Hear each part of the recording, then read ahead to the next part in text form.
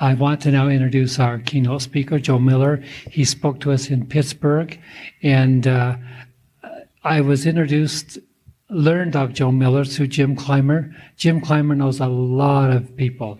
And so I started following Joe on the internet, and I was impressed with what I learned of him.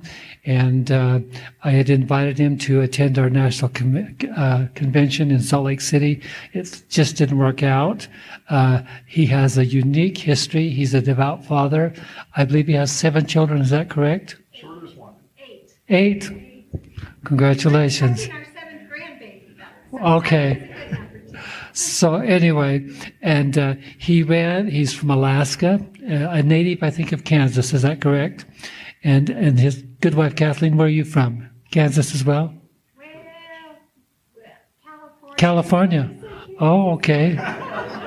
But anyway, Joe was active in politics in Alaska. He ran against Senator Murkowski and defeated her in the Republican primary. And so then they ran her as a write-in, and folks, there was a lot of shenanigans. And in the end, in fact, she ran on more than one ticket, didn't she? She ran as an independent. But Described as a number of different things. But anyway, she won by less than 1,000 votes. It was a very close race.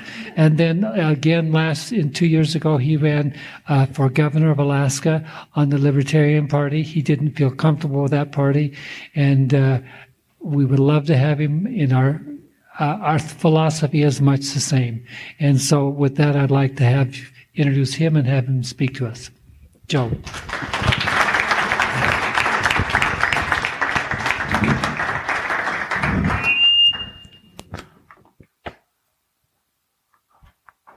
Well, thank you for those kind words. I'll try not to blow everybody out. What's that? Too loud? That's his job. So, Frank, you said I had 3 hours? Give or take, okay. So we're going to do some question and answer after this. I'm not here to entertain, so I was very, very thankful that we had an entertainer before me. I see my process as educational, and what I try to do when I talk to folk, and especially, a lot of you heard me in Pennsylvania, is explain what I've learned through the process of politics. One of the things that you cannot achieve is an understanding of the political reality until you've been inside the chambers of politics. And something that the 2010 race did for me against Murkowski is it allowed us to see the interior, something that many, many people don't see. I'm not going to belabor with a lot of the interior description. I want to talk in a greater overview. But my beautiful wife, Kathleen, has come with me. She was there in much of the process of some of the things that we'll talk about. She was in Mitch McConnell's office with me on several occasions. The type of things that we were told, the type of things that we saw, left us, in combination with everything else that we've been doing since, including the run under the Libertarian flag for U.S. Senator. It was actually against Murkowski again in 2016. We were asked 2 months before the election to go in as the nominee for the Libertarian Party, which we gladly accepted. And we came within, I think, about 10 points in that race. And there were some things that we learned in that race as well that were very helpful to us. But the one thing, and I'm sure that most of you are part of the Constitution Party in part because you see things in a similar fashion to the way I see them. You understand that we live in a duopoly. You understand that things aren't as they appear, even though we have 2 parties with an apparent contest of wills. The reality is that's not how things work. In most cases, it is a sole entity that is in control. And I'm not talking about, the man, the Wizard of Oz that's manipulating things from behind the curtain. But there is a power that controls, and it's one that is doing what it wants despite the fact that the people want something different. And it's extraordinary. We're going to get to a poll that was done in Monmouth just recently. It was interesting that Frank and I were talking about it at the table. I'd already included this as part of our talk, but people in the United States are starting to understand how things work. And again, we don't have it all. I mean, if you had it all, you'd probably run for the hills, literally. I mean, there's some real evil behind the curtains. I mean, some extraordinary evil. And we're getting snippets of it. I mean, how many people have heard of the Nexium arrests that occurred in Mexico recently? There's some real, very deep, dark controlling factors They're a part of the process, but we have to recognize what that is in order to be effective. And what I wanted, the title of the talk, I don't know if there's anything in publication, is, the Constitution Party needs to prepare for the post-Trump era. I spent a little bit of time in the military. I was in Desert Storm, graduated from West Point as an armor officer. One of the things that we learned was that you've got to know who your enemy is. If you don't know who your enemy is, then you're just flailing in the wind. And politics has really deceived us as to what the enemy is. It's not the Democratic Party. It's not even Mitch McConnell. It's way beyond that. And you can get glances, you can get understanding of what those powers are by looking at how things are manipulated. One of the struggles that I've had in trying to figure out the way things work is, you want to think, it's power that people are after. There's a sexual drive. I mean, some people actually have that belief system that's an underlying, one of the most fundamental underlying drives. But the Bible tells us in 1 Timothy that the root of all kinds of evil is the love of money. And that is what makes things work. Well, not in such a good way, but that is the power behind the curtain. You can call it whatever you want. Agents of it are called the deep state. A majority of Americans believe in it. I like calling it the oligarchy because that's really what it is. It's the corporatist, it's the power, it's the money. And they manipulate us in so many different ways. And they manipulate us through, the political process that we all like to participate in. We have decided to go outside of the framework that the oligarchs have established for us, the two-party system, and try to make a difference in an independent way. We were, I wouldn't quite say almost successful. I mean, we got the highest vote count of any organized third party, I think, since the 1930s, with the Libertarian run against Murkowski just a year and a half ago. But even in that race, given what we had seen in the race in 2010, we knew that the likelihood of a positive outcome was very, very low, just given the massive fraud that occurred in 2010. And we're going to talk a little more about vote fraud here in a little bit, but there's a substantial number of states that are controlled by vote fraud. I would hazard a guess of 10 to 13 million votes probably in the presidential election. I'm convinced that Trump won the popular vote. It's a miracle that he won. I mean, there are some people that believe that, the only person that can get elected president is one that the oligarchs control. No, Trump was an accidental election, and it's showing, obviously. And we'll get to some of the more tangible factors and what they're doing to try to remove him from that position in hopes to understand what's going on. My first exposure to the oligarchy was not the run against Murkowski. It was a run for state legislature back in 2004. It was in Jim Clymer's district. Jim Clymer, by the way, is a neighbor. He's another fellow Alaskan. He bought a house pretty close to me, and my son actually helps watch it in the winter when he's not there. But that wasn't the first time I met Jim. What Jim may not know about his neighborhood is it's a very liberal neighborhood. It's called the University District. Lisa Murkowski's sister ran for the state legislature there, and she got, I think, 22% of the vote against the Democrat? Something like that, very low. And so it was considered to be a lost seat, one that a Republican couldn't win. I was a registered Republican at the time. I was a U.S. magistrate judge. I felt like the Lord wanted me to run. Resigned as a U.S. magistrate judge and jumped into the legislative party. I mean, the same day. Resigned from the judgeship, declared for that run. Didn't get a lot of support because everybody thought it was a lost cause, but we worked really hard. It was a contested primary against a perennial candidate who really wasn't working that hard. And we won overwhelmingly in the primary. And after we won in the primary, an organization called VICO came to see me. Now, those that have a history in Alaska would understand VICO to be, well, in fact, some of you that have kept a real close eye and have a good memory as to the news because it made national headlines a few years back. VICO was the oilfield services company that bribed our state legislators that resulted in multiple felony convictions of bribery against Alaska state legislators. I think we had 6 that went to jail, 5 or 6. Yeah, Crumple Bastards Club. In fact, I litigated against one of the members. I just litigated the case that I was talking to you about, Jim. The plaintiffs in that case are controlled, the corporation are controlled by a member of the Crumple Bastards Club. They have a lot of money. They have a lot of influence. In any event, the VICO had a lot of influence on Republican legislators in Alaska and probably on Democrat ones too, although the power was exercised through Republicans. And a representative came to me and said, look, we like you. You're a Republican. We're here to help. And I already knew a little bit about Vico. These convictions had not occurred. I'd gone to a fundraiser where Bill Allen was present. Bill Allen was the CEO, the primary owner of Vico. And it gave me the heebie-jeebies. He was sitting here at this table full of the brie cheese and other things. He put his hand into the brie cheese and literally scooped the brie cheese and just licked it off his hand. And this is in front of Republican legislators.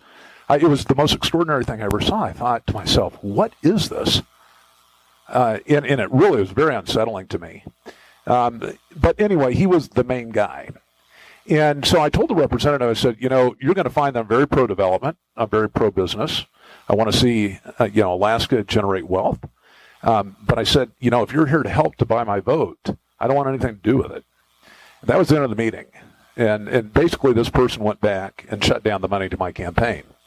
We still, for a campaign, we got a lot of $25 and $50 donations, raised a lot of money, knocked on a lot of doors, and we came within 300 votes of winning that seat.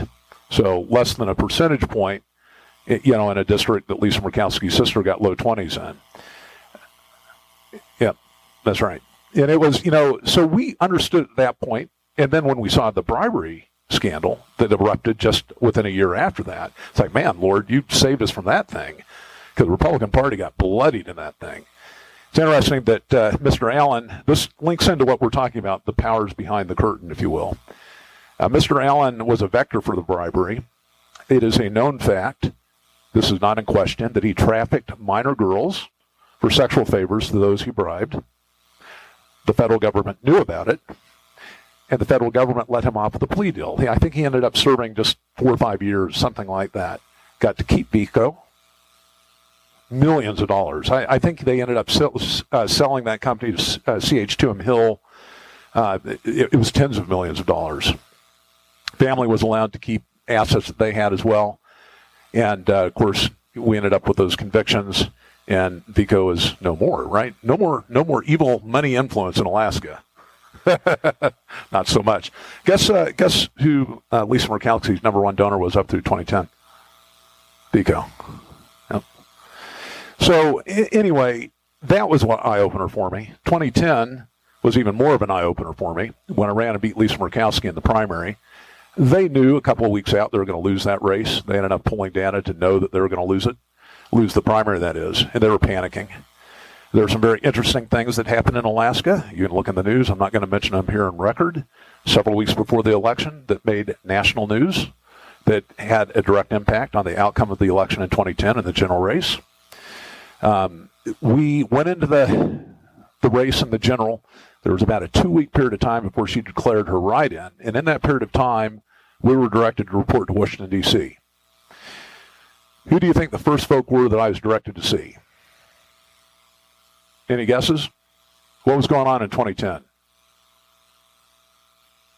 There were military contractors. Billions of dollars being spent in Iraq and Afghanistan. And I went through a line of probably 10 different representatives of the corporations that were involved in Afghanistan and Iraq. And I asked some really tough questions, about the type of value we were getting for the expenditures, what we were trying to achieve. And that was not what they liked hearing. They wanted to know that I was going to play games, play their game, that is, do what they wanted to do. I didn't understand it at the time. I do now. There was a woman that assisted in each one of these meetings. To this day, I still don't even know who she was. She was a woman, when I say they, it was a majority leader, probably McConnell, who did it, who assigned to us, who took us to each one of these meetings. She, on at least 3 different occasions, offered me corporate shares in corporations, involvement in corporations, just gifts, if you will. When you evaluate and you look at people like Ryan, who's coming out of Congress now with $7.8 million, and that was the figure I heard, almost all of your elected leaders are worth many times what they were when they went in. Except people like my friend Steve Stockman, who just got convicted of 23 or 24 felony counts, which we'll get to here in just a minute. You cross them, you end up in jail or worse. If you play their game, you get rewarded. So when we look at, let's just talk about where we're at with our representatives. I mentioned this at the last meeting for those of you that were in Pittsburgh about the fact that you've had Republicans for 38 years controlling the House, Senate, presidency, except for 4 years in there. And yet today we have an increasingly leftward lurching country. I mean, we have gay marriage, right? We still have abortion on demand. There's been some restrictions, but we are electing these people that claim that they're pro-life, they're pro-family, they're traditionalist, and yet look where we're at today. And it doesn't make any sense when you evaluate it from a pure political perspective. These people really don't fight for what you elect them for. So what are they fighting for? Well, you know what they're fighting for. It's the money. Why, despite the fact that Republicans stand on a national platform for national sovereignty, why does each and every year, except for now that Trump's in place, are we moving closer and closer to internationalism? I mean, the Trans-Pacific Trade Partnership Act. I mean, all of those things are tearing down sovereignty. And the reason why is because it reduces the cost for the multinational corporations to do business. They don't want different legal systems. They want the same thing. They want to maximize profit. And, of course, a nation state like the United States is an inconvenience to that. And so they force those type of things. Now, don't get me wrong. I'm not sitting here telling you that Trump's the answer to everything. I'm not at all. In fact, I think Trump probably is more likely than not going to be our president, at least in 2020. By 2020. I may be wrong on that, but we're going to get more to why I believe that the likelihood is very high that he won't be our president after 2020. He poses significant threats to these oligarchs, if I will, if I may call them that. And they know it, and that's one of the reasons why there's such a major push underway. Let's talk a little bit about, and Frank, if you can kind of give me a flag when I've got about 10 minutes. Anybody bored yet? If we're bored, I can make it like 5 minutes maybe. Okay. I don't see anybody. I can't, because I've gotten older now. 8 kids, 6 grandkids, 7. Yep, one in transit. I've got this glass thing going on where I can see Kathleen, which is really the most important thing, because she can tell me to shut up or you're going too fast or whatever. But I can't see everybody in the back of the room. So, for 2.5 hours. Okay, good, great. But I want to hit the high points, because these are things. What I'm doing now, since the politics of things, is I'm a lawyer. Had a great case in Anchorage that Jim and I have talked about. I'm with Jim. I got to tell you, every lawyer joke is true, and that's why I can only count about 2 or 3 lawyers I actually interact with, and that I count as friends. And Jim's one of the 3. So, they're normally greasy. I just don't get it. I mean, I grew up reading the Bible and memorizing it. My dad was a pastor, and I mean, it's just natural for people that are born in that religious foundation to become lawyers. You're arguing from the law. It's immutable. It's absolute. It's unchangeable, right? And you're citing to Scripture. I mean, you need to write it on your heart. But what I'm getting at is it just is a direct parallel to lawyering. And yet you got just a disproportionate number of atheists that are lawyers. They're all to the left, probably 90% of them. It just doesn't make a lot of sense. But, this is one of the problems that we have with this oligarchy as well. The law is manipulated for their aims. I mean, the book that we talked about in Pittsburgh, 3 felonies a day. I mean, the law is so complicated and sophisticated that if the powers that be want to punish you for going outside the lines, they can punish anybody they pick. And that's what's going on with Trump right now. Somebody the other day commented on the Facebook that in reaction to some sort of post that, I sure hope they don't find anything with the search warrant they did on Trump's personal lawyer, Cohen. And my response to that is they already know what they got. I mean, the deep state, the surveillance state, they know what they've got. I mean, this is about turning Cohen so they can get the goods they know he has. They know the bad stuff Trump's done. And so they want impeachable offenses. They want to use the law. They want something that they can use to extract him from office. And I don't think that's going to work, because people's attitudes are changing. So they may have to go to more significant means to remove him as a problem. But these type of legal systems that are used, to punish people that go outside the lines, like Steve Stockman, who was constantly calling for the impeachment of Obama and doing what were considered to be outrageous things in Congress, including running then against John Cornyn in Texas. That was his biggest sin. He ended up getting hit with, I think they charged him with 24 primarily campaign violence violations. Our friend Golson has had some involvement in that case, and now there's a question of appeal after the conviction that just took place. But it was clearly a political persecution. He was warned. Steve Stockman was warned in Congress by members of both parties that if he continued, he'd be taken out. I mean, he was warned under no uncertain terms that they were going to shut him down if he continued to keep his mouth running like it was and doing the outrageous thing from their perspective that he was doing, because he was, again, going outside of the lines. So they demonstrate control through that. They can use that type of power. And there seems to be virtually no limits on that because they own the judiciary. And the judiciary is a major, major problem because we hardly have any originalists sitting right now in the federal judiciary. I don't know how many people saw the decision that just came out in the Sixth Circuit where the court made a determination that a state can't defund Planned Parenthood. So now you've got an appellate federal court agreeing with the lower federal court saying that, your legislature's got to spend money on an abortion bill. I mean, it's just unbelievable. It is unbelievable. And, of course, that's just one of a zillion other things that have taken place. I mean, you've got crosses and parks that are getting removed. Religious symbols that have been, standing for decades, some over centuries, being removed. And, they're doing it under these newfangled legal theories about the Constitution. I got in a debate. I put a pretty shocking post up on Facebook that now all you guys are going to go look at and say, what kind of guy are you anyway? But it triggered the homosexual population, primarily in Fairbanks, to come out in just enormous numbers and troll my page. And one was trying to argue that, Joe, you just don't like the Constitution. If you would embrace the Constitution, you realize that my conduct is protected. I said, what are you talking about? I mean, at the time of the Constitution's ratification, every colony outlawed sodomy. I mean, there's no greater reflection of what the original intent was at that point. It's not to endorse all the personal license and all the, predilections that you want to pursue. And basically, we've gotten to a point now because of these outrageous federal decisions where people have actually created their own version of the Constitution, just kind of like in church, right? You got a whole bunch of churches out there now have created their own version of God and their own version of the Bible. I mean, the law and fundamentals no longer matter. Of course, relativism is, what they're being taught in school, and it's no wonder now that it's seeing itself crop up in other areas as well.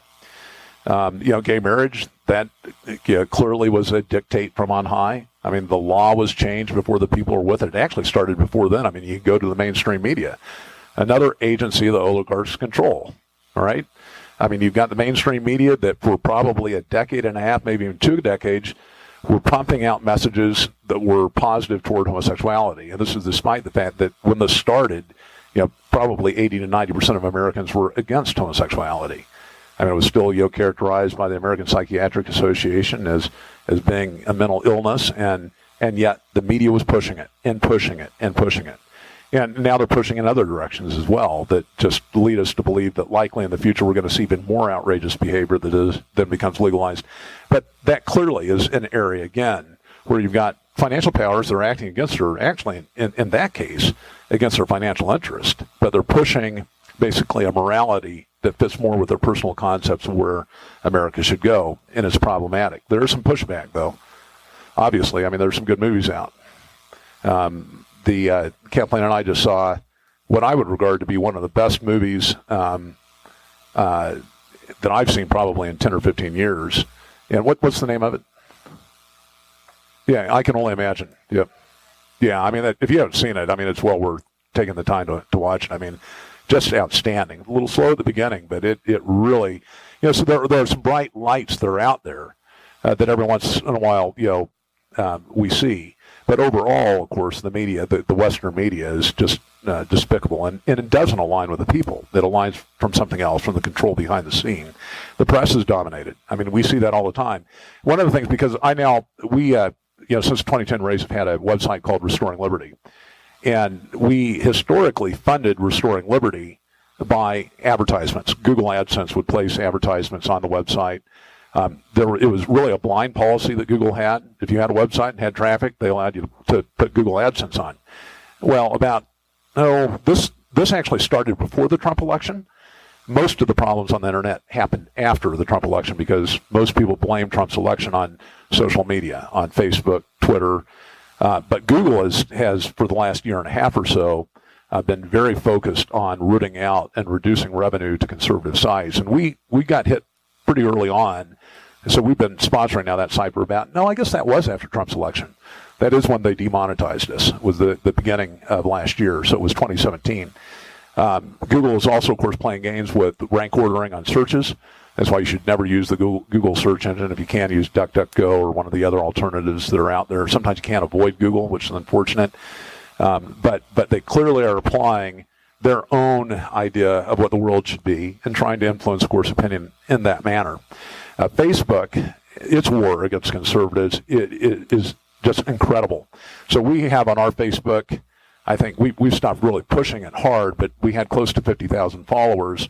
And it used to be that a single post, for example, would reach, a successful post could reach a couple 100,000 people, more than the actual followers. 3 to 4 times would not be an unusual number. After the Trump election and after Zuckerberg was getting hit for being part of the reason that Trump won, he started hitting these sites very, very hard. We're now down to a reach. We're lucky to get 1,000 reach now off of a post, and that's with almost 50,000 followers. In fact, any of you that are on that page probably don't even see our post appear anymore in their feeds. Twitter's done the same thing. Has severely hammered conservatives. And again, it's because, the oligarchs want to control the way that you think and the way that you decide your political elections, and they don't want to see a Trump accident happen again. As an aside, there are some alternatives out there. One of the things that we've been pushing on Facebook is Gab.ai. How many people have heard of Gab, G-A-B? So you need to be careful with Gab because it is an anything-goes free speech social media outlet. Anything goes. So there are some settings that you can set to ensure that you don't have bad stuff go into your feed, and you can also mute anybody that you don't like. I've heard about that, but our assessment was that Gab it relates better for basically promoting information. There is absolutely no limitation. In other words, if somebody follows you on Gab, they will get your post unless they mute you. So if you got 50,000 followers, every one of them in their feed will get your post unless they mute you.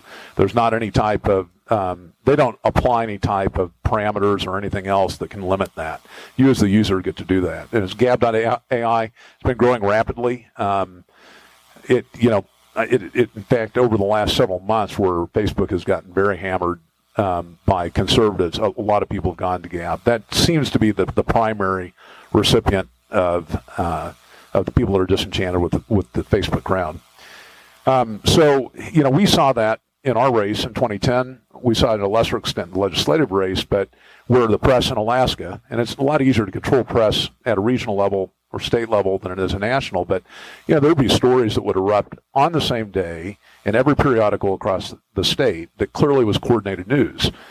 And of course, campaign finance violation because you're using basically news to promote another candidate.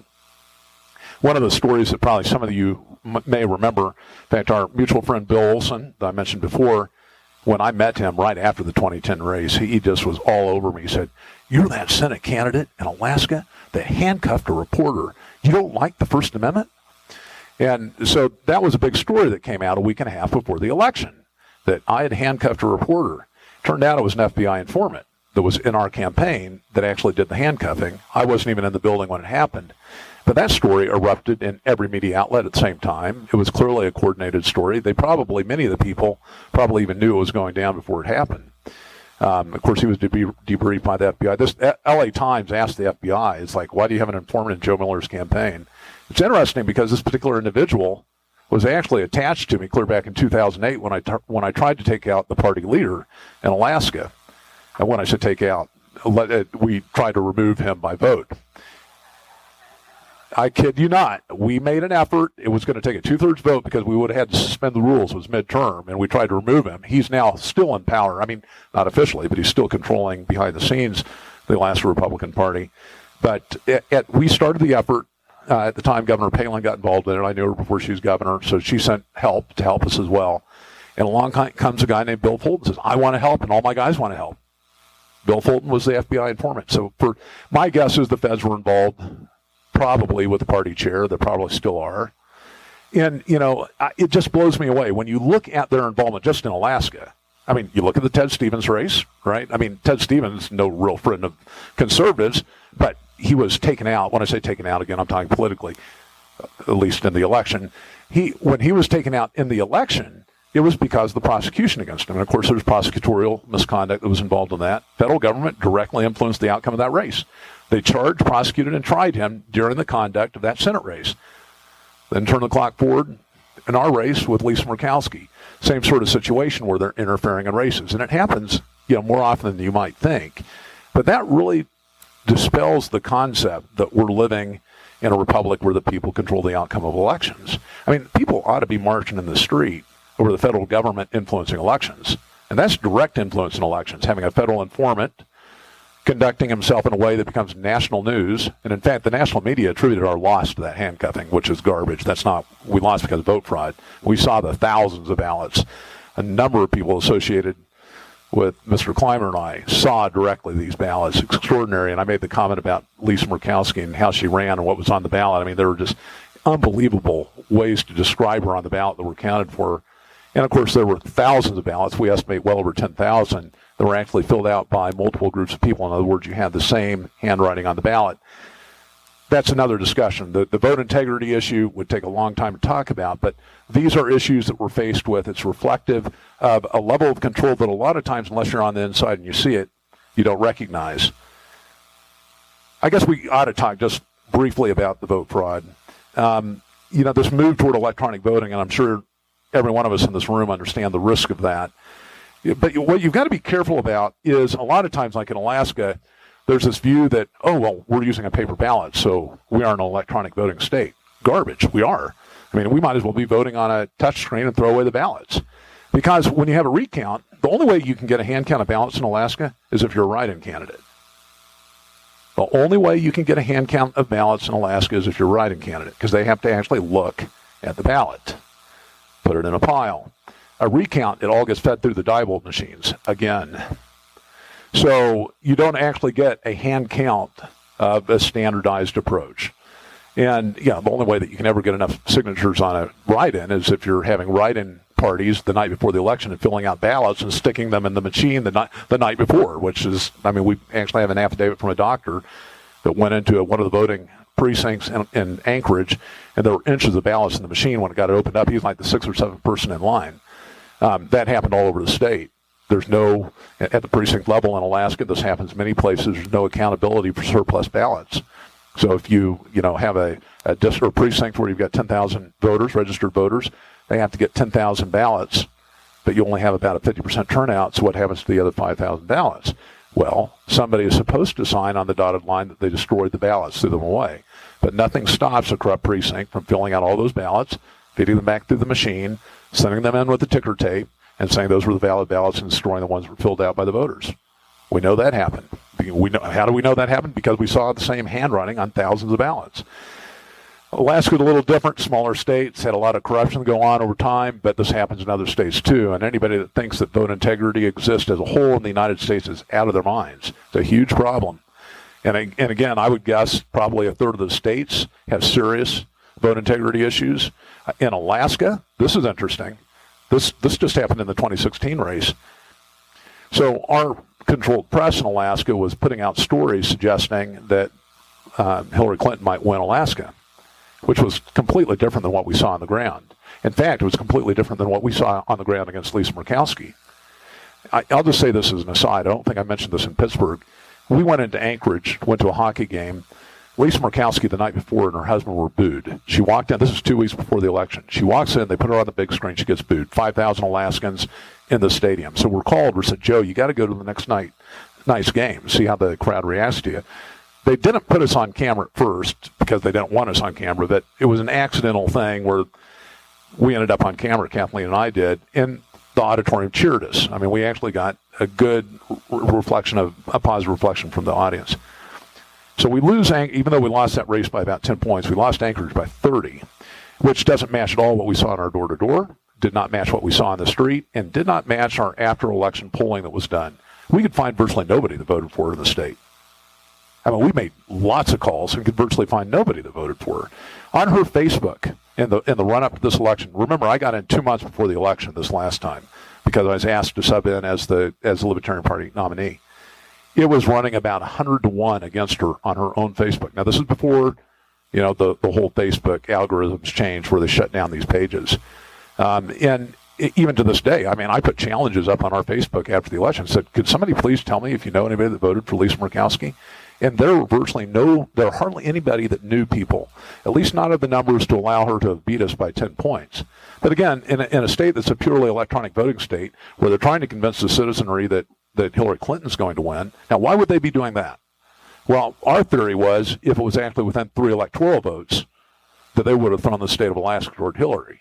I really believe that. I believe that state is that corrupt on the election side of it that they would have taken those votes for her and they could have done it. I mean, we've seen it. We've seen the type of fraud. It's speculation on the last race, but 2010 we saw the fraud. Oh, and incidentally, in 2016 there was a candidate that lost a legislative race in Alaska, sued for an election fraud. The trial court agreed that fraud had actually cost him the election. And the Supreme Court, oh no, we got a great system, threw it out, just like they did in our case in 2010 when it got bounced out of the federal court. So anyway, don't ever believe anybody when they say that America as a whole, the United States as a whole, has a reliable voting system, because it does not. Iraq probably has a more, well, at least while we were there, it probably had a more reliable system of voting with their dyed fingers than what we have. And it's troubling because the move continues to be toward technology. Technology can never fail us. And the kids especially. What do you, I mean, I'm happy to vote by mail. I'm happy to vote on my iPhone. I make purchases on my iPhone. They know who I am. And so we've got a lot of education. And of course, the people that see things our way, what's the average age here? About 30? I don't see many young people here. And this is a problem even in the Republican Party, too. I mean, you go to Republican Party gatherings, it's the same deal. And part of it, of course, is that the youth are, I mean, this is the good sign. I mean, the youth understand that the system's fixed to a certain extent. They're just a little bit ignorant in some of the other areas that we need help on. National morality. I'm not going to go through the polling that we did before, but it's extraordinary to see how that has been changed. And it's not, just through the movies and stuff. I mean, these kids are growing up. My son told me, I think I mentioned this in Pittsburgh, he goes to the evangelical church. All of his friends think that gay marriage is okay. They all do. And this is a supposed Bible-believing church, right? So within the church, you've got people believing that. They now think that, a man dressing as a woman going into a restaurant, that's his fundamental constitutional right. I mean, it's just extraordinary. You've got, New York State now that just said that they're going to house transgender prisoners with the opposite sex? Oh, what could go wrong with that? I mean, you've got to be a complete insane moron to do something like that. I mean, you have to be so blinded to the truth. And that is scary, folks, when you've got significant numbers of Americans that think that way, that think that's okay. Because if they believe that lie, they will believe absolutely anything. And so when we're fighting against this type of thing, I mean, we've got to recognize that, first of all, and this is part of what I was trying to do in tonight's presentation, we are, and it's not a Debbie Downer speech, even though it is, but we got to recognize we're on a downward trajectory, and it ain't changing. It's getting worse. And so these folk that, have sang the tune to people like us for years that you got to get behind the party that can win. That's garbage. The party that can win has been destroying us. And you know what? So we might go down a little bit faster the next election. But we've got to get to a point, and this is kind of where we're headed for what does the Constitution Party do in a post-Trump world. We've got to be to a point where we can actually leverage the election. We have to, and that requires ballot access. There's still enough states with vote integrity that we could change the outcome of a presidential election if the circumstances were right. We obviously have to be very involved at the state and local level. I mean, those are elections you can watch, right? The local elections especially. In Alaska, you really can't because they use the diebold everywhere, state-controlled elections. But in a lot of states, you can watch the ballots. And if you got enough people involved at the precinct level and the local races, you can make sure you're getting a fair vote. And we've got some, local reps now. I guess city council or two, and that are Constitution Party controlled, and probably a couple of dozen elected officials. Oh, who's that? Where? Yeah, please do. All right, give them a hand. Excellent. Outstanding.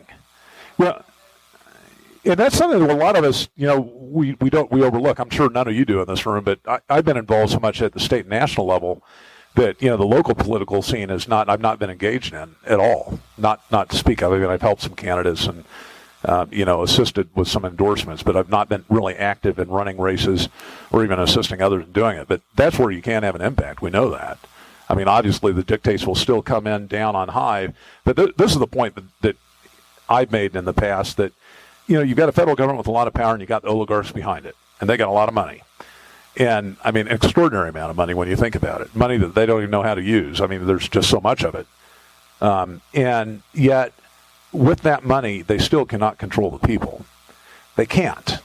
They can try, and they have leverage points that they can use. Most people want to be fat and happy, and they don't really want to worry much about fundamental rights, and they'd much rather keep their job than have to push back against the federal government trying to take their rights. But they still have to have agents to empower or to actually give, effect to what they want. And it's the folk at the state and local levels. I mean, state governments have, I don't know what the number is, but it's dozens of times more personnel than what the federal government has. You add locals to it, that number is even greater. And so that is where there can be real leverage put to effect, and I think all of us ought to be involved in that.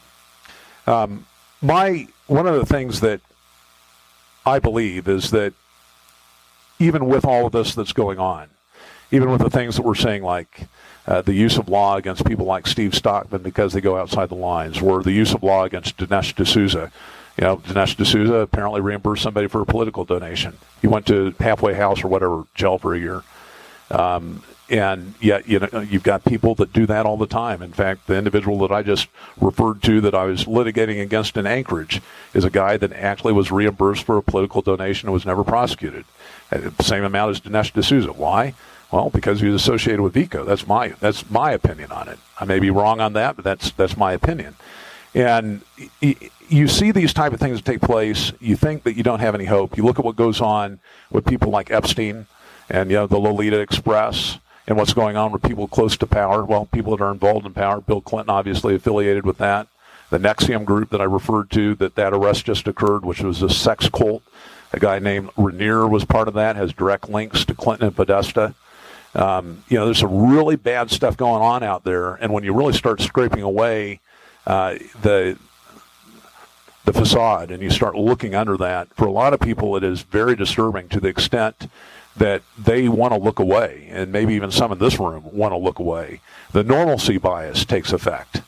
We just want to go on with life. We've got our kids, we've got our grandkids, we've got our church. This is just too much. And in fact, I think that if you scraped all that facade away, you'd see that it probably is too much for the folk that are sitting here in this room. It's going to take a lot more than that.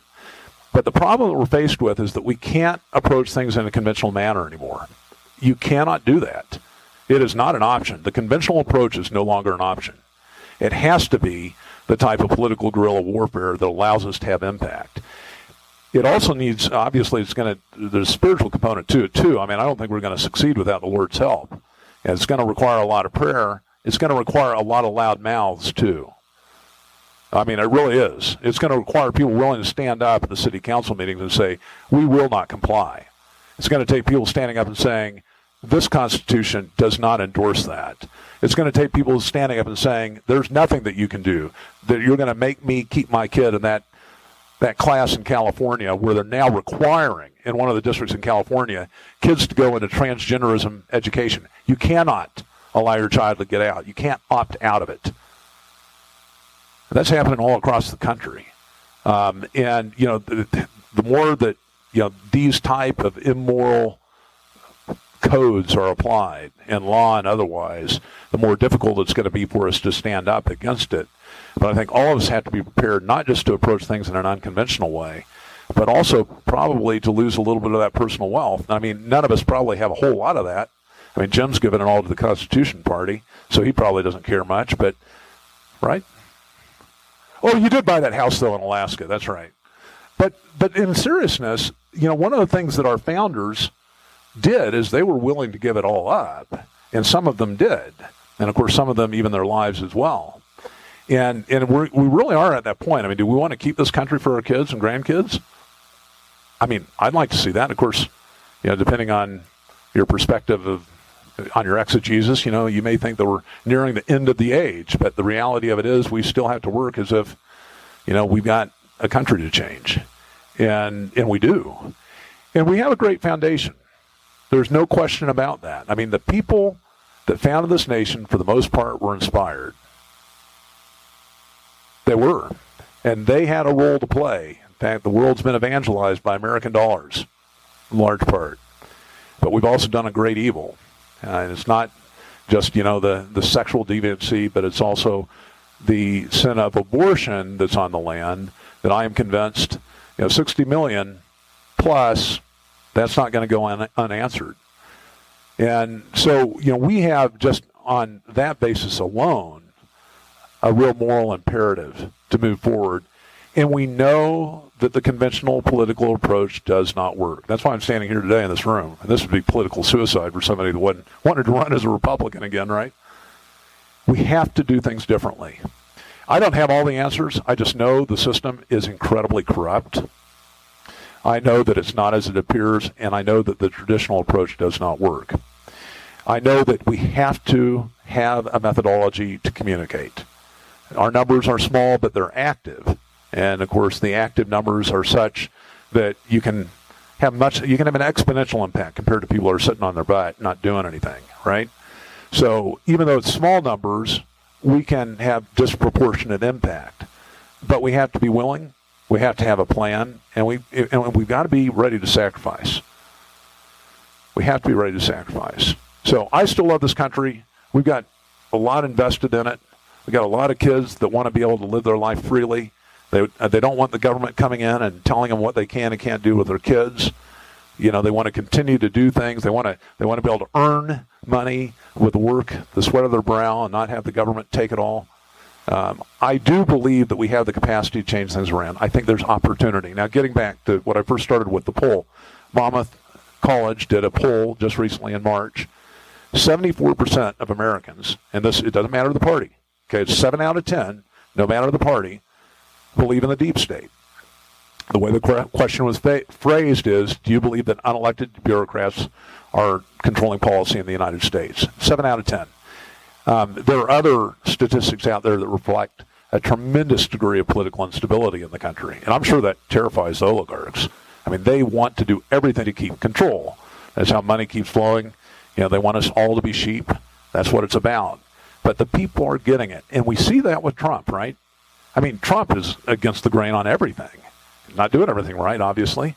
But, the people are understanding that, and in part, I find this very interesting. Let me just mention this as an aside.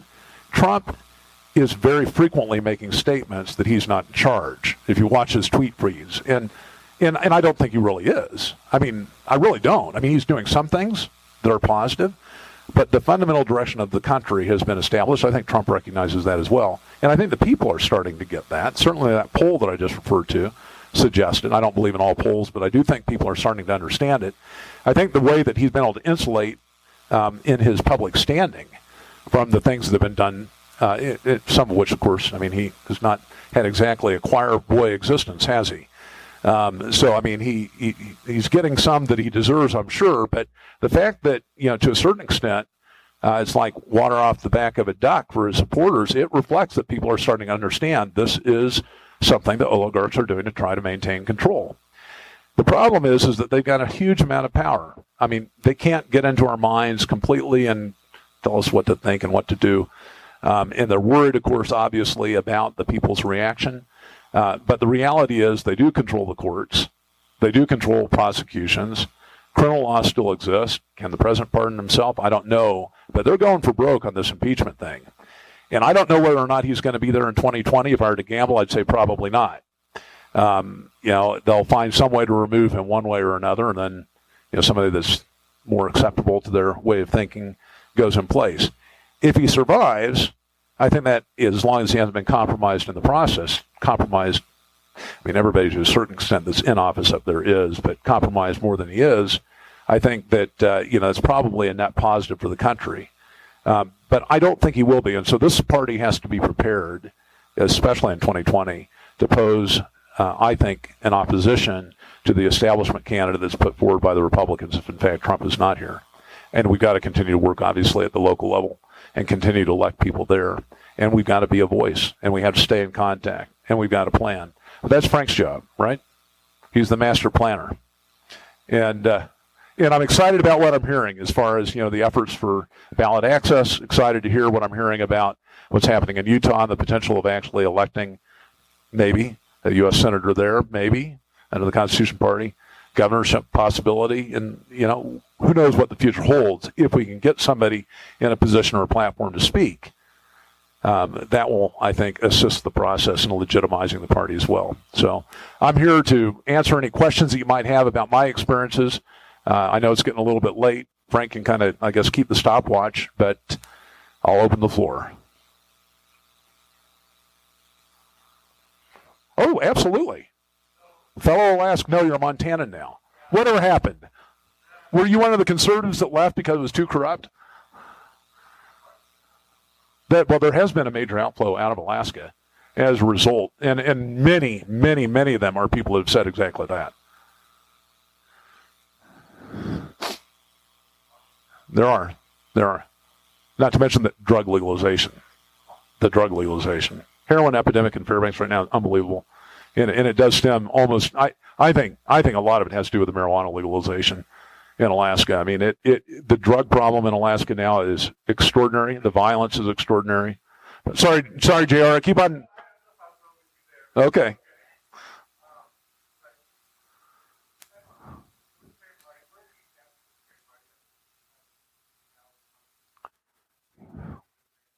The Constitution Party now. So the Libertarian Party in Alaska has ballot access. Right. And as you recall, the reason that I ran into the Libertarian Party is because the Libertarian Board asked me to. Right. Kathleen and I prayed about it. We thought it was the right thing. It was a 2-month race. It was extraordinary that we got, the 30 points that we got in that race. It was, by the way, it was a 4-candidate race, a Republican, a Democrat, an independent that Murkowski was assisting, and us. So it was a 4-person race. We ended up with about 30 points. Murkowski got about 40. By the way, Murkowski, I believe, is the only U.S. senator in the history of the United States that's been reelected 3 times, never with a majority of the vote. And thanks to me for 2 of those. But anyway, so they have ballot access. Constitution Party does not. The only way that you can get on the ballot in Alaska, as you know, because you were the chair there, is by signatures. At the national level, the Libertarian national leadership, and I really hate making generalities, but they are just unbelievably unstable. Really? And not only that, and there's some exceptions to that. There's some great libertarians out there. I mean, I ran as a federal libertarian, and I still consider myself to be a federal libertarian. This is something we didn't get into very far in the speech, but because we are in a post-Christian society, absent some sort of incredible revival in the country, we are going to be co-citizens with a bunch of radicals on the left. And the way that you can potentially resolve that is through radical federalism, which is what our founders intended. You want to go off and marry somebody of the same sex, then go move to Massachusetts and live with the consequences of it. Don't expect me to pay your health care. Don't expect me to bail out your loser state because, you're out there doing these things that damage the state. Of course, that's not the way things exist, but it is a way out of the mess, potentially. Allow states to do, and I think that is a distinctly libertarian principle. I don't think the leadership of the Libertarian Party follows that. I mean, a lot of the libertarians are there for personal license. That's what they're there for. I mean, you see it. We were talking about drug legalization earlier, and the libertarians in Alaska were one of the major forces to legalize marijuana. I mean, I remember watching these pronouncements on the Libertarian page about, marijuana doesn't hurt anybody. I just went to a continuing legal education in Kansas. I'm a member of the bar in Kansas. I've got this 12 credit hour requirement each year.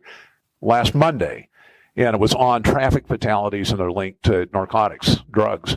And it skyrocketed, especially here in Colorado. Now it's more traffic fatalities are caused by drugs than alcohol.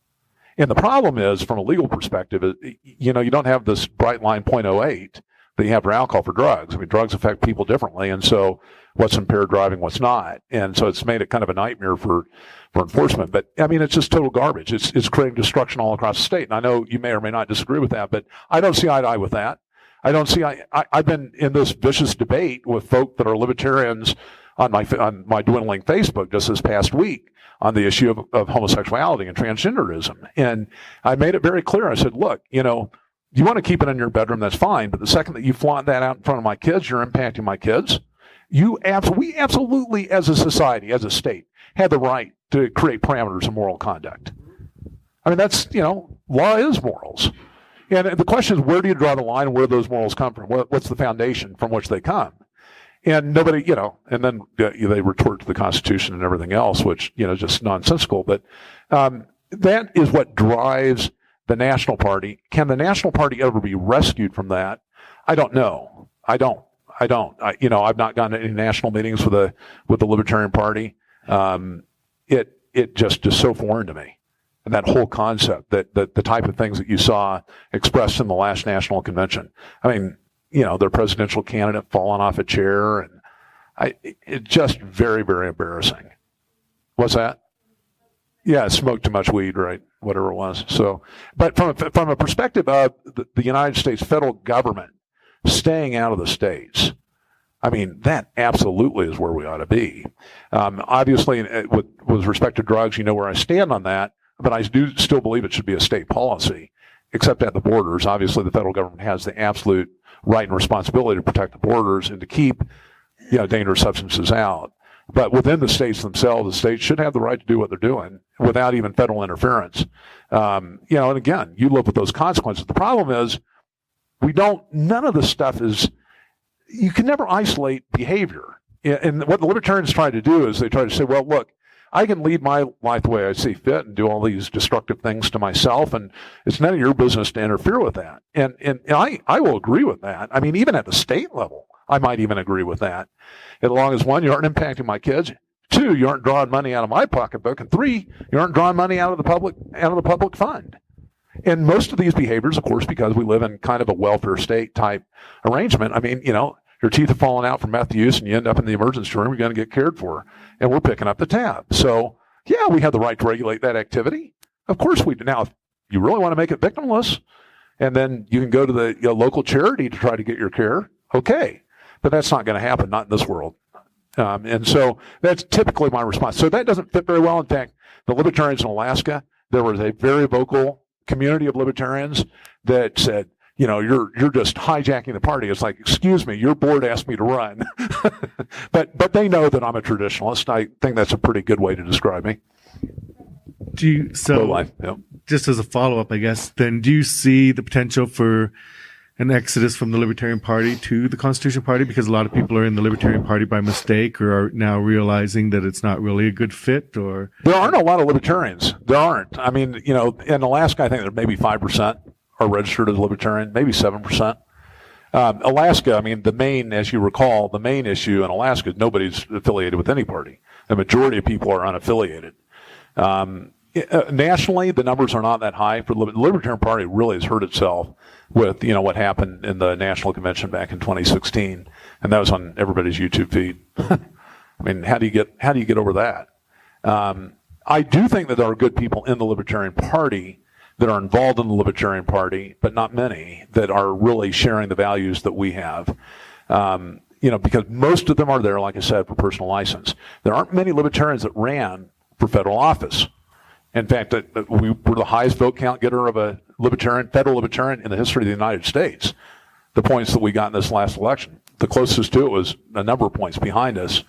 And that's because most of them are trying to affect state policy, which does run counter to my perspective. And,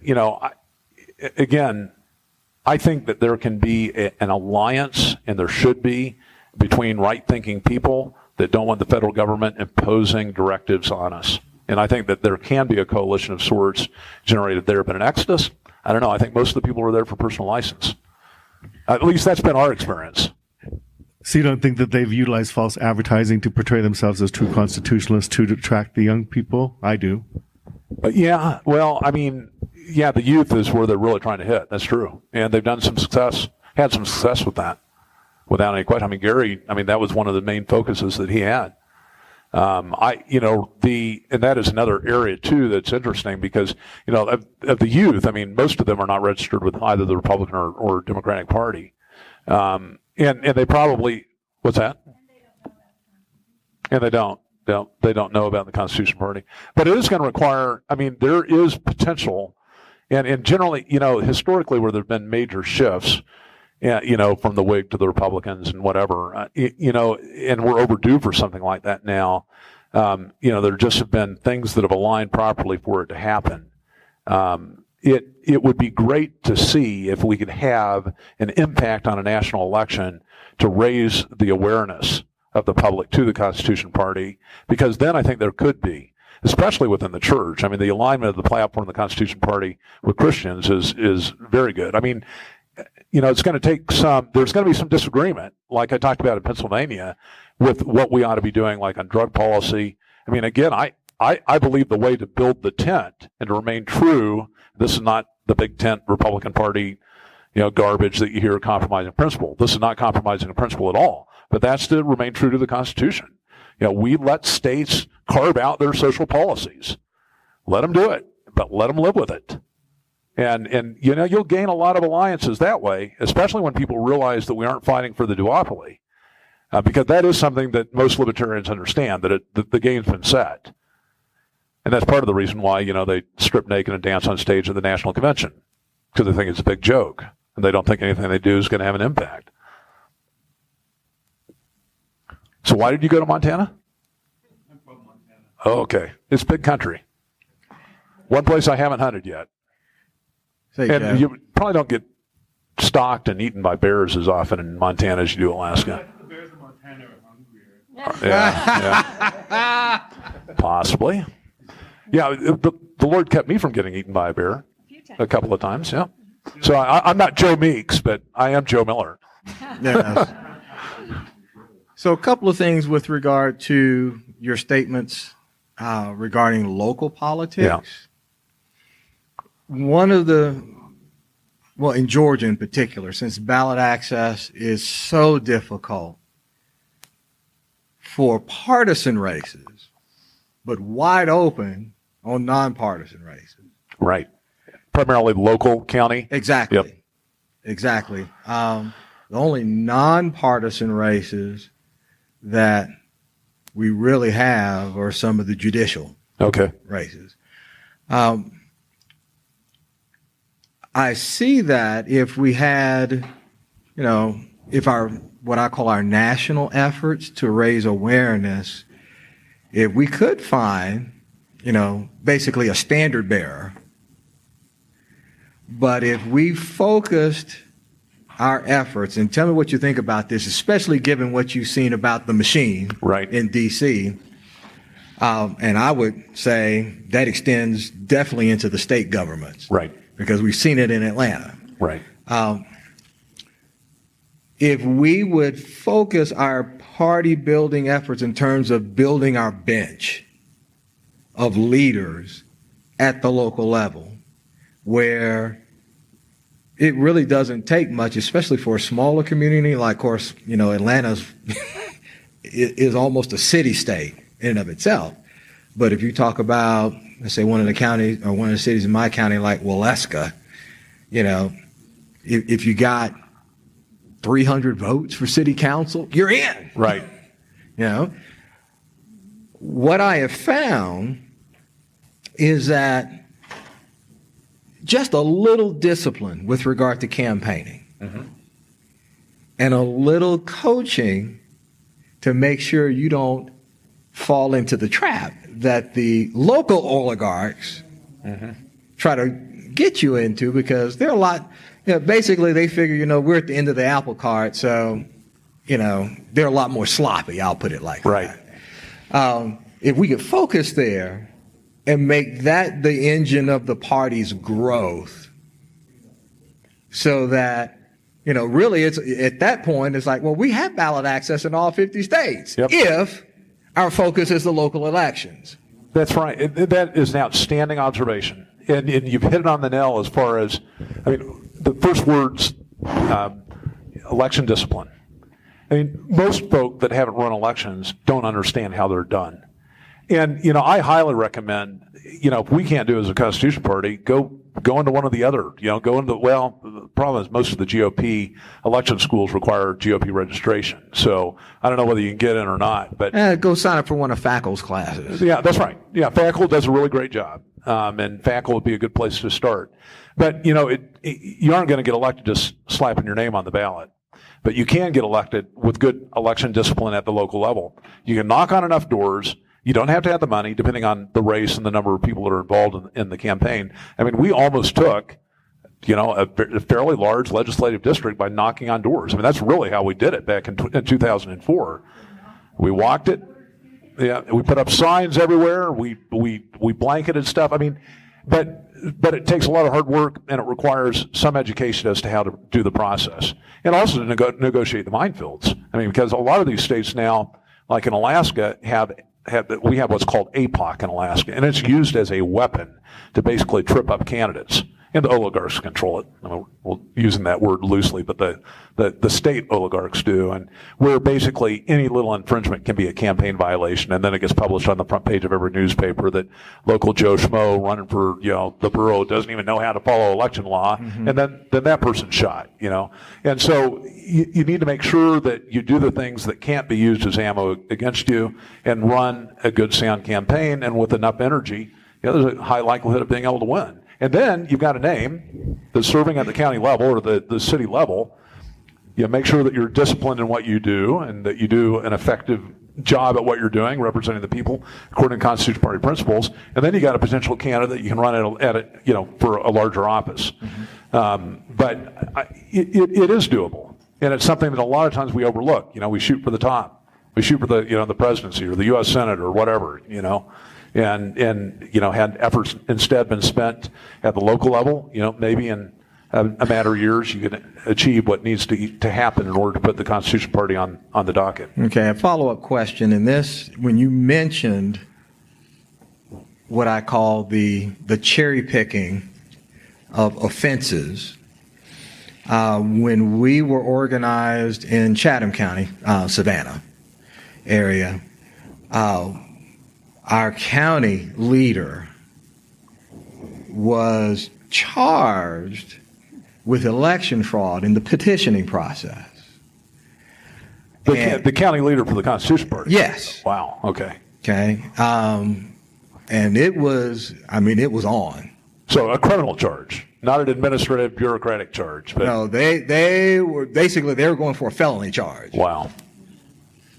And it was all smoke and mirrors. Yeah.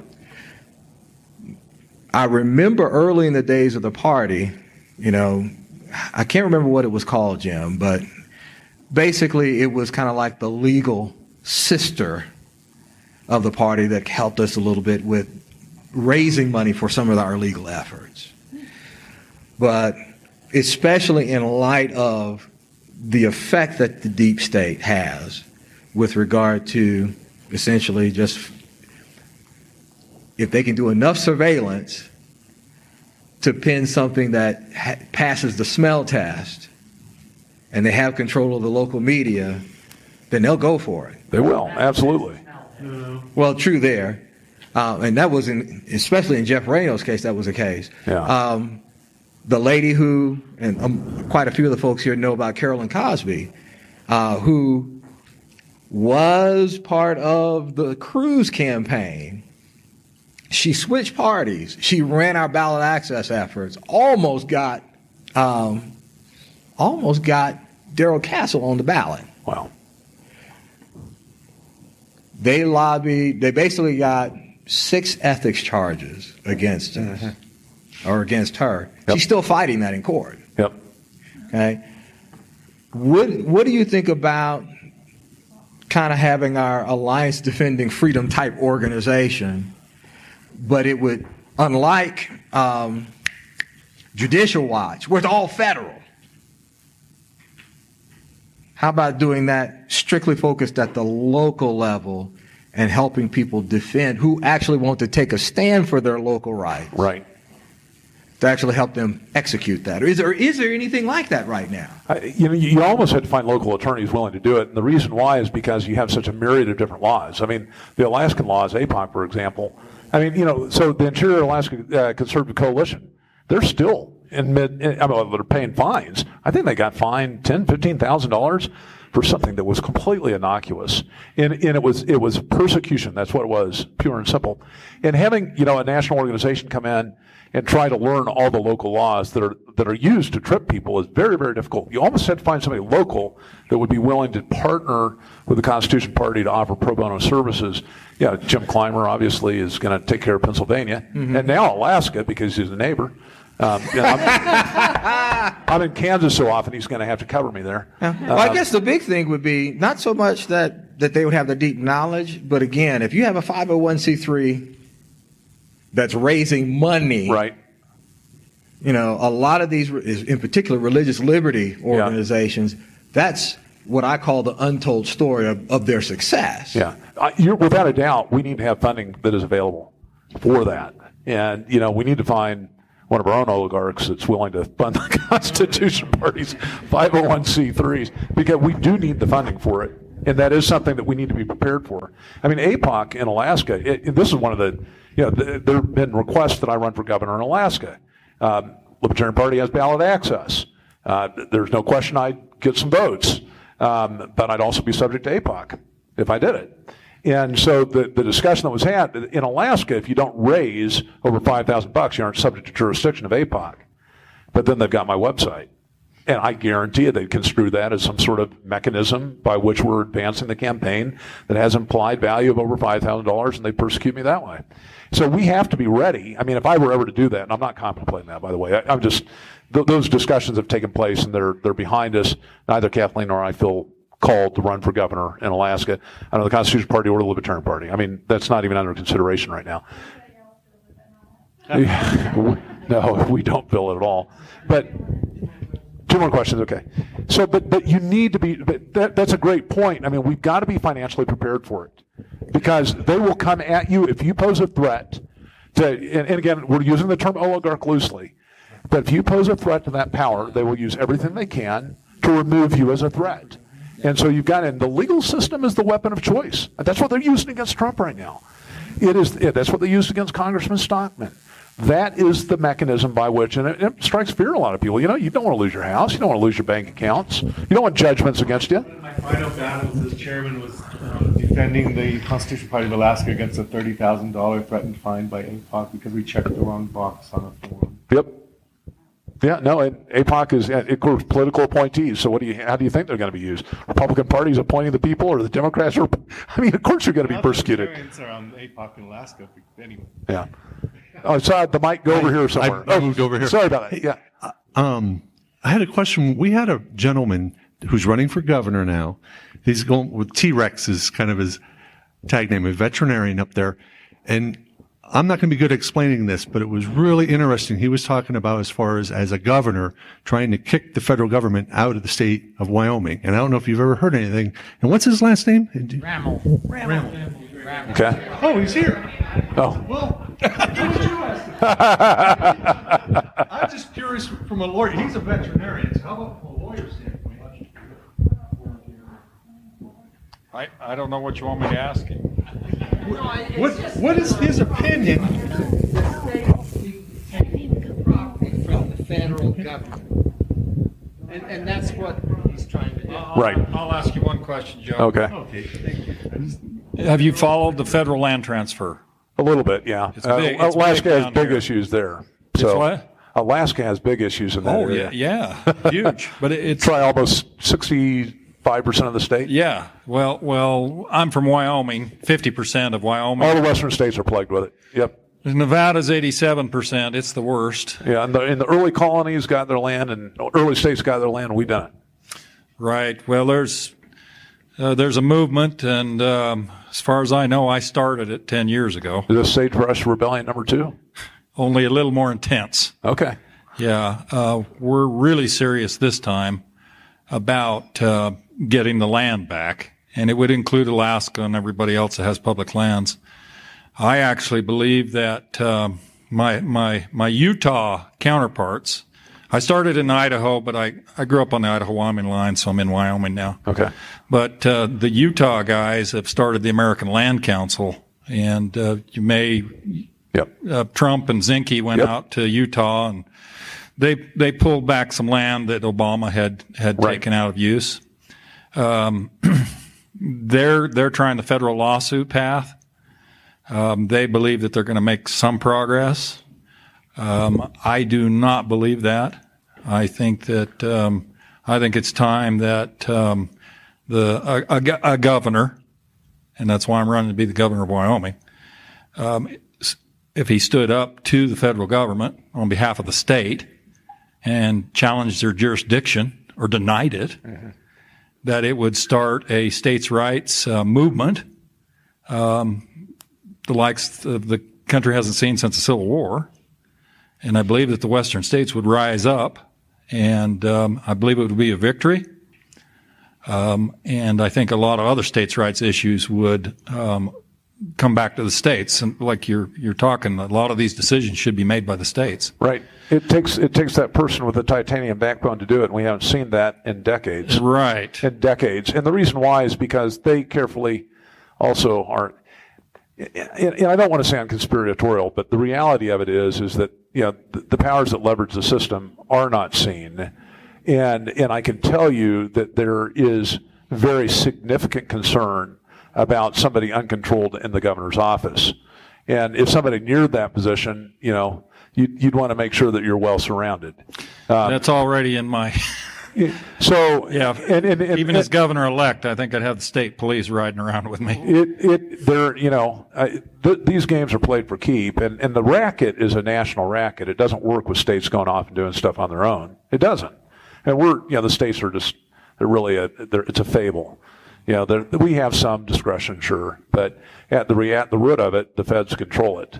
And there's so much money that changes hands, at least, not so much in Wyoming as Alaska. I mean, but we had a delegation that shut down offshore drilling. They didn't want the offshore drilling. Why is that? Well, let's see. Who are their contributors? What leases do they hold? What impact would that have on their bottom line? And you start to understand when you evaluate all those parts as to why they do something so against the economic interests of the state. And so when you're talking about, taking back state land that the federal government has held in most cases, for now well over 100 years, it's going to impact a lot of different interests that have their fingers in that pot. And so, it's going to require an education process. It's going to require wisdom. And some might even argue that you couldn't really go at this in an overt fashion, that you'd almost have to keep that agenda hidden until you get elected in order to get elected. Because otherwise they won't let you get elected. Well, that's what my opponents are. One of the opponents apparently believes in the concept but won't campaign on it. Right. Because It's dangerous. It's too dangerous. Very dangerous. I'm not convinced that she actually believes it can be done. That's the biggest problem is in Idaho, Wyoming, and even Utah, and maybe a lot of other states. I don't think that people actually believe it can be done. Yeah. The federal government has become so powerful. One of a gubernatorial candidate that I talked to try to get his support, former candidate, told me, he says, you try forcing the federal government out of Wyoming and you'll be in federal court so fast your head will spin. And I told him, I said, not if I don't show up. And so it would get into a major fight. Part of it is, of course, not just the power in the courts. Part of that leverage of power is also the funding, because we're so dependent now on the federal teat that the second you do that, well, the federal government, they suspend all highway funds, they suspend all education funds, they suspend all transfers for health care, they suspend all transfers for welfare, and within a week everything's shut down in the state. And then see how much the folk in the state are excited to support the federal land transfer. I mean, that's how they do it. I mean, that's how they've done it. I mean, they've gotten into all these areas the federal government was never intended to get into. They've supplanted the state role, and now they own the people. And that's what it's about, is owning the people, so that you can't gain that type of support, or if the people accidentally do, then they just yank back a little bit, and it's all back to the way it was. The advantage for Wyoming is the land would come with $1 billion Yeah. that the federal government's been keeping. Well, not only that, I mean, you'd have all the mineral rights and everything else. It'd be pretty quick, easy way to transition into some money making. But it's still, there would be a lot of pain and a lot of pressure put on the state. I mean, the people would have to be behind it. Otherwise, you'd be impeached. Yeah. I mean, that's the problem in Alaska. I mean, the whole legislators, probably 95% of legislators are bought. So, that's the other point that I've told people, even if we could get a fair vote in Alaska, I'd be impeached within a month. I mean, no question about it. The House in Wyoming already supported it through Good. the legislative That's act. outstanding. They didn't make it on the floor in the Senate, Right. but But if the House is supporting it, at least you don't have the danger of impeachment. yeah, At least- exactly. Yeah. Exactly. That was my thought. I've thought about all these scenarios, and I thought, am I going to get impeached if I throw Because the you got to feds be out? there long enough to have the impact, right? I mean, if you just get up there, you do one thing and you're impeached, then everybody forgets about you because, the collection of news media. But no, I've thought about that. And I really do believe that is a way, we talk about catalysts to move the agenda forward. Yeah, it's kind of like what happened with the Bundys, I mean, that's a different thing. But the federal government knew. I mean, Zuckerberg was an ally. They can keep their finger on the pulse of America, unlike anything else. Now, they're kind of shooting themselves in the foot now that Zuckerberg has pulled away from conservative sites because now they can't track conservatives because they're leaving. But they could tell the kind of radical spirit that was alive in America at the time that happened. And I believe that one of the major reasons that they drew back in that whole conflict was because they realized that if they didn't draw back, it was going to create significant conflict. And it could have been a call to arms, if you will, on the whole federal lands issue. And so they're going to run things smartly. The problem is, these folks have been at it for so long, and they're very, very bright. We don't understand all the ways our money is taken from us. I mean, you look at clear back to, this is something I think I mentioned in Pittsburgh as well. I mean, you look at productivity from the early 1900s to now, each person produces like 50 times what we produced per capita back in the early 1900s. But our actual wealth is only about 4 to 5 times if you look at real wealth of Americans. Where'd all that money go? Where did all that excess go? Well, fractional banking is part of it. Embedded taxation is part of it, but we don't even understand where all that money goes. We're dealing with people that control the system. It's not impossible. I mean, things happen. I put out a tweet a few weeks ago that's saying that Trump needed to do a Jacksonian house cleaning. The reality is, in order to get rid of these structures of power, you've got to clean everything out. And Trump has had that opportunity. He may have missed it. He should have just fired the whole federal government. Everybody that he could fire should have been out. And he should have put in good folk. But, it's so tough, especially when you haven't been around the block before. I mean, he's been in the finance world, but not in the political world. And, I just think that, something like that has to be done with a great deal of contemplation and prayer. Because you're working against people that, it's not just Wyoming. It's the whole structure of federalism. Right. And that's something that they aren't going to let pass freely. And I'm aware of that. Yeah. And I campaign that this will start a war like we haven't seen for a long time. But it needs to happen. I believe that we cannot stop the federal government. Yeah. The states have got to stand up to them and say no more. Right. Yep. And I think you're on to a real fundamental key, that if we had somebody of stature that really did have the courage, recognizing the cost, to stand up, that you might find some other fellow allies and some other governorships that would join with you. And if you had 2, they couldn't stop it. 1, they could make a spectacle, put you in jail. 2, they got a problem. 3, Well, my good friend is just about to win the Idaho gubernatorial race. Fantastic. I think Utah would go with us. Wow. And we need Alaska. Yeah. And a few other states. Right. But you're right. I think that a couple states stood together. Right. The Utah governor, they passed it through the House and the Senate, and it's signed into law. Yeah. But the Utah governor said he wouldn't go alone. Yep. Well, people are you watch this chatter, and it's interesting because despite the fact that, it seems like so many of us are sheep and we want our materialism, we don't want that disrupted, you still see stuff like the Parkland shooting, right? Where, there's this, the oligarchs control the massive media that came out. They were already ready for it. They were waiting for the shooting. And then there was just this big media conglomeration. There was a report, and I guess there's some evidence that the permit at Washington, D.C. was acquired even before the Parkland shooting. And so, these are the type of things that we don't even have a full understanding of. But the pushback that I've seen amongst what I regard to be traditionalists on the whole gun thing, it's like they want nothing of it. They understand that that's a ploy to take guns. And they recognize that really that's, other than God, that's our insurance policy. And so, I think that there is a degree of courage that's building. Part of it is also this insanity that we're seeing in morality in the United States today, that people of right-minded thinking recognize this is completely insane. If we continue down this road, what, are they going to bring out the guillotine next? I'm telling you, the people that I was in this debate with on Facebook, I said, you're basically calling traditionalists terrorists. And he goes, yeah, basically most of you are. And, these are people that want to think twice about sending you to the slammer or executing, real violence against you because you disagree with what they believe is their right of personal expression. Even though that's not what you're saying. It's shocking to me, and I think that a lot of people recognize that shock and are unwilling to sit back and let it just go. We've got too much vested in it.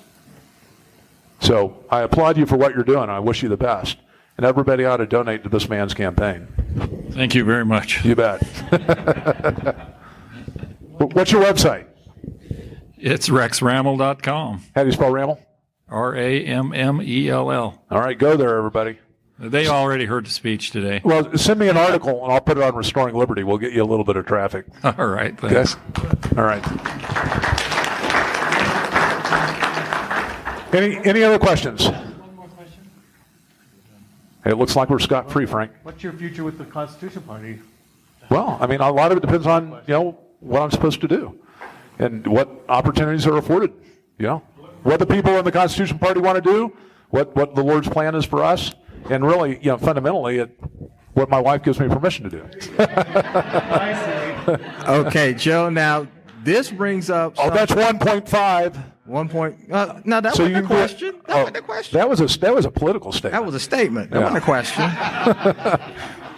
question. Okay, since you are, as it were, you have some stage in where you're a communicator, how many people that you know of that have a national voice, news commentators, analysts, whatever, that actually, number one, see the reality as you see it and would be willing to actually work to expose it? Well, most of them are people that have gone through the process that I have. Sharon Engel's one. Sharon been on the inside. What's that? Chris Ann Hall. Yeah, Chris Ann Hall knows the deal. What's that? Yeah. Chris Ann Hall is a good friend of mine, and she's straight. She understands it probably better than most. McDaniels does to a certain extent. Could you comment on Sarah Palin? Sarah Palin's a friend. I think she's out of the public eye. It's taken a tremendous toll on her family, the whole process of politics. Yeah, I don't think she even sees. I don't think she wants a future in politics. I think She actually came to Wyoming 4 years ago, I believe. Dan, is that correct? She got involved in the gubernatorial race, and I don't know if she's worth. The Wyoming people, I think, like her. Right. Well, I can certainly. I haven't talked to her. It's been 2 years probably since I've talked to the Palins. I talked to Todd in the 2016 race. Yeah, there's a tremendous cost that, if you aren't bought, there's a tremendous cost that goes along with that. And, her family's just gotten banged up bad. It's just been really sad to see. So I think she's kind of staying out of the political. I haven't even seen any recent endorsements from her. So, Trump. Right, yeah, the 2016 race. Yep. But I don't think I've seen an endorsement since 2016. But even in the Trump race, recall, she went basically to the background. And she didn't stay in the public eye for, I think, the last 4 weeks of the race, something like that. And since then, she really has not been in the public eye. Yeah, but getting back to the question, and that is, we talk about the mainstream media. Yeah. We even talk about the conservative media. The conservative mainstream media. Yes, exactly. Fox News. Well, there you go. Follow news. Okay. Yeah. So, You know that Fox News fought me in 2010. Fox News was a horrible problem for us in 2010. They were supporting Murkowski. not surprising. Yep. But again, is there, I guess, a stomach amongst any of the commentators out there to actually take it on, or at least begin to build a network that can take it on? Because from my perspective, from a political standpoint, all of our tactical planning really falls apart when the press is on and nobody knows about it. Yeah. Well, that's why I was saying we needed a catalyst. The problem is a lot of the pundits that are out there are funded by the oligarchs, again, using that term loosely, and they have to stay within their parameters of action. And normally that's Republican. The vast majority of them are that way. I was on CNN 2012. Yeah, CNN. It was the whole Romney thing. And Eric Erickson was on stage, and Galen, who was an advisor in the Reagan era, was on. It were a 3-person panel. And I just said, Romney's the nominee. We're done. The people don't support him. He's just part of the establishment. And both Erickson and Galen were just, it was extraordinary. We've got it on our YouTube channel if you want to look at it. But, here's Eric Erickson, Red State, right? And it's, it's pretty disappointing to see reactions like that. There are not many people out there. I mean, even some of the good kids out there, like Steven Crowder. I love the guy. He's kind of racy sometimes, but, he doesn't even understand the word establishment. At least he didn't last year a year and a half ago when I talked to him about it. And it really, there aren't many of them out there. And Chris Ann Hall's doing a phenomenal job. It's all sweat equity, though. I mean, she's out there she and her husband, by the way, not just Chris Ann. If you've heard her husband preach, holy smokes, one of the most on-fire calls to action I have ever heard in my life. He's, I don't want to call him the better half, but he is the unsung talent there that is really pretty extraordinary. But, there are people like her and him going around the country doing great work. But again, it's not that mechanism of communication that we need. And it used to be that we had the social media, like, Facebook, and now, of course, that's gone. That's why I'm focusing our efforts in trying to get people into Gab, because I found that to be probably the most effective engine that will be out there. We may even lose that, though. I mean, they now have demonstrated their ability to take out websites. And so, then what is the only other methodology of communication? Well, is it shortwave? Well, probably. I'm an amateur radio operator. I have a bunch of transceivers. I'm ready to broadcast. But in answer to your question, there's nobody that I can really, I will tell you, I don't know Tucker. I don't know him, and I don't watch a lot of TV. But the few segments I've watched of Tucker seems to suggest that he is not a controlled entity. Tucker Carlson, he's a commentator on, but as far as, Western journalism, used to be at the top as far as conservative news now. It's been destroyed by Facebook. In fact, and we're going to do a national show with them. And they have, I don't know how many people they've disgorged now. They've had at least probably 90% layoffs. So that side of it's not working out very well. And it's one of the reasons why I think that one of the things all of us need to contemplate. I know our lives are very busy. We're trying to make income, make ends meet. But we've got to segregate time to focus energies to devote toward communication. And a lot of it's just going to have to be the old-fashioned way. But I, again, that's a lot of phone calls and that's a lot of time chit-chatting. I mean, we really do need a catalyst. And it may be that if they take out Trump, that may be the catalyst, because people aren't going to vote Republican after that happens. I mean, there's going to be a huge falling away. There's already disgruntlement with the two parties. I mean, There's a majority at each party that want a different party. It's way worse in the Republican than the Democratic Party. Sir, you've had your hand up for 10 minutes. I was interviewed by him multiple times in 2010. He was very kind and gracious to me. I literally have not listened to Michael Savage in probably several years. I don't even know where he's at right now. I mean, I enjoyed hearing what I heard, when... What's that? Right, yeah. I have not listened to him in several years.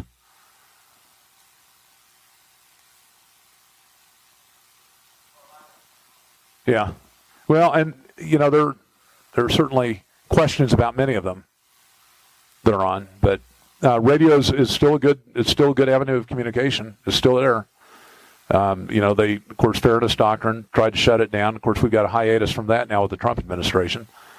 Who knows how long that will last, whether that's just a blip, a momentary uphill swing. But we've got a work cut out for us, but there is opportunity. And that's the one thing I want to leave everybody with. There is opportunity. Probably there's more opportunity now at this time than there ever has been historically. People are getting it. They're understanding. They see that, it's not us that's controlling. It's them that's controlling, whoever they are. And they know the parties aren't responsive to the people. I mean, they're attacking a popularly elected president, from my perspective, popularly elected, certainly won the electoral vote. They're attacking him routinely, a member of their own party. I mean, they got this Mueller thing going on. I mean, you talk about a deep state operation. I mean, of course you elected a dirty president. That's who he was. They're going to find all sorts of felonies, I'm sure. But it's all a game to remove him from power because he's not doing as he's told in every respect. And they don't want that. He's probably the most favorable president, maybe more favorable than Reagan toward evangelicals. I mean, here's a guy that probably slept with a porn star and bought her off, and, Lord works in mysterious ways through mysterious people.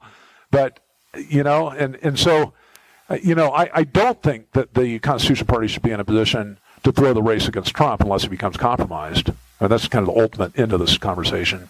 But I don't think he's going to be there in 2020. And I think we need to fight like the Dickens to make sure that we've got ballot access in as many places we can so that we can make an impact. So that's the end of it. I will be here tomorrow. Frank has been generous. And what am I speaking on? That's afterwards. Okay. Well, thank you for your patience. Really enjoyed it.